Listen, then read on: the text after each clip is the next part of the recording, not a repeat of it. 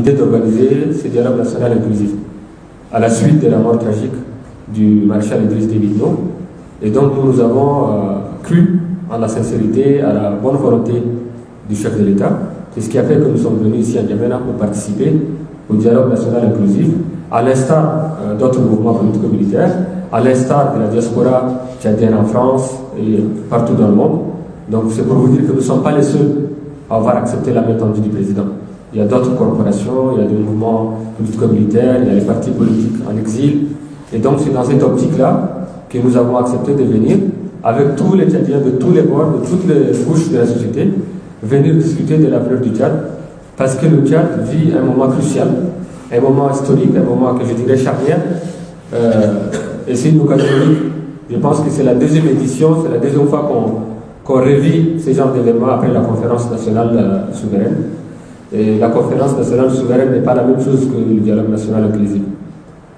Entre-temps, il a fallu une vingtaine d'années, le contexte a changé, le contexte international a changé, et c'est une nouvelle époque, c'est une nouvelle dynamique, et le président actuel, il est jeune, et donc voilà, donc pour toutes ces raisons, nous avons accepté de venir participer au dialogue, et le dialogue il est en cours.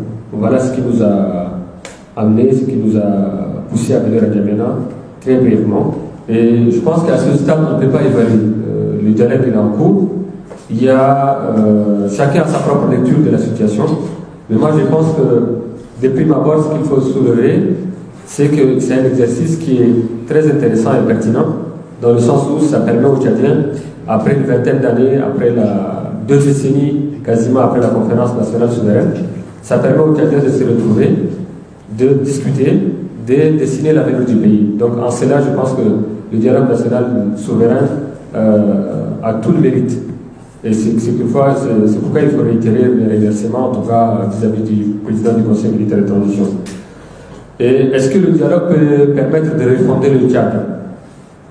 Bon, je ne peux pas dire à ce stade que oui. Je veux dire, le dialogue peut permettre de poser les jalons d'une refondation du Tchad. On ne peut pas refonder le Tchad en une transition, on ne peut pas refonder le Tchad en un dialogue. Ça, je pense que ça serait trop demandé au dialogue national inclusif. Le dialogue national inclusif peut permettre de poser les jalons, de poser les conditions nécessaires pour repenser le Tchad. Aller sur de nouvelles bases, ça c'est le dialogue qui peut dessiner cela. Ça, je pense qu'en cela, oui, le dialogue peut contribuer à dessiner quelque chose de nouveau. Mais de là à dire que le dialogue peut refonder le Tchad là tout de suite maintenant, je pense que ce n'est pas évident. Nos déchirures sont profondes. Le Tchad est un pays très particulier. Depuis l'accession à l'indépendance, depuis quasiment 62 ans, le Tchad connaît des crises successives, des crises récurrentes.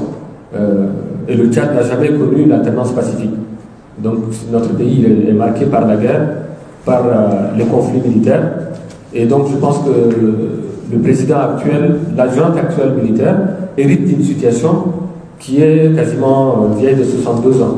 Et donc je pense qu'on ne peut pas résoudre tous ces problèmes-là en une transition, mais il faut discuter de tout sans tabou.